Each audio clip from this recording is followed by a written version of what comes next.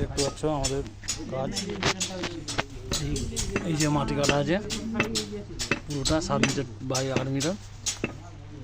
তো এটাকে র্যাপ বলা হয়। র্যাপে প্রথমে পিসিসি করা আছে, বুঝলে, তারপর আমরা রোড বিছিয়ে আরসিসি করবো, কলম হবে, 4টে কলম হবে। তো এই যে টাওয়ার দেখতে হচ্ছে টাওয়ারগুলো বসবে।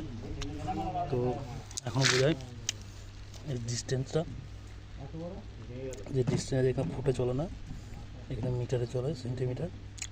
তো এই ডিস্টেন্স 140 সেন্টিমিটার আছে, আর এদিকে আছে 203 সেন্টিমিটার করে। তো এই অসম্ভব কাজটাকে সম্ভব করানো হচ্ছে শুধুমাত্র এইসব কমরেডদের জন্য, শ্রমিকদের জন্য। আমার সহযোগিতা এরা সব এখন রেস্ট চলছে, জল খাচ্ছে। তো এই কাজ করছি আমরা আমাদের বাদে।